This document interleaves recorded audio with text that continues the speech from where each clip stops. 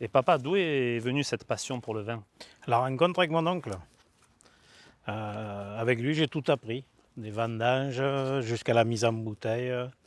Et j'ai fait toutes les étapes du vin, tout. Je suis passé par tous les postes. Et tu m'avais parlé d'une anecdote qui t'avait marqué. Ah ouais, la première fois que je suis rentré dans une cuve à vin. Ah, là, ça fait drôle, hein. La porte est toute petite. On te dit qu'il faut passer un bras, l'épaule et la tête, et que si ça passe, tout le corps va passer. Et quand tu vois la porte, tu te dis, ça va pas passer. Et puis Et- ça passe, ça passe. Et à l'intérieur, c'est impressionnant parce que tu es presque dans le noir, tu t'enfonces dans le mou de raisin, tu as une fourche. Et ça t'a donné envie, ça t'a donné la passion? Ah ouais, parce que j'avais l'impression d'être vraiment au cœur du vin, quoi, de la fabrication du vin. Il y a très D'accord. peu de gens qui ont fait ça. Après, tu me parles, c'est vrai que quand la main, la tête, passer la tête, ça fait peut-être penser presque à une naissance. Hein. Ouais. Ben, c'est peut-être la naissance d'une passion, hein. Ouais. Ça a peut-être commencé là. Ça a peut-être commencé là.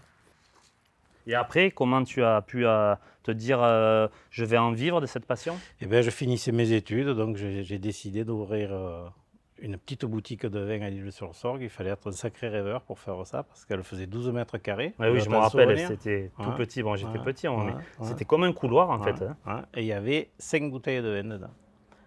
Voilà. Et l'ironie de l'histoire, je suis encore dans la Tour de Lille sur les 5 mêmes appellations et pratiquement avec les 5 mêmes viticulteurs.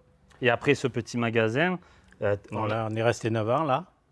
Et après, on a ouvert le caveau de la Tour de Lille avec le premier bar à vin de Lille, vrai bar à vin de l'Île-sur-la-Sorgue. je me rappelle de ce magasin. J'avais 10 ans, moi j'ai rentré et je voyais que des gens rigoler, communiquer, partager, Ouais. tous avec un verre à Parce la que main. pour moi, le vin, ça a toujours été un vecteur de communication. Ça a toujours été la convivialité, la simplicité. Je saoulais pas les gens à leur expliquer le vin. Quand ils me posaient des questions, je leur répondais, mais je voulais qu'ils soient bien, là, qu'ils passent des bons moments. Voilà. Un truc qui m'a toujours frappé, il n'y avait que 5 tables. Les gens qui étaient là ne se connaissaient pas. Et au bout d'un quart d'heure, tout le monde se parlait. Ouais. Et le vin, c'est ça, le vin. C'est une des rares boissons où, après l'avoir bu, on en parle.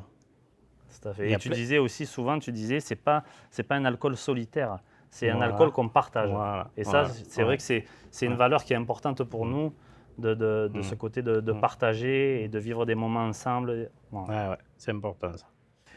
Et donc du coup, c'est vrai qu'on va essayer donc tous les deux. Maintenant, pour moi, c'est vrai que c'est une fierté de pouvoir t'aider dans cette aventure.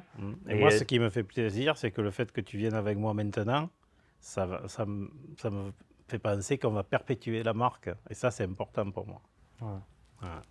C'est vrai que c'est quelque chose d'important pour nous parce que moi aussi, tout petit, hein, j'ai baigné là-dedans. Hein. Moi, je t'ai vu avec le petit magasin, le grand magasin, j'ai vu évoluer ça. Et aujourd'hui, moi, de pouvoir amener une certaine dynamique, c'est vraiment aussi une grande fierté pour moi. Et puis, on va essayer de vous le faire partager à travers nos vins.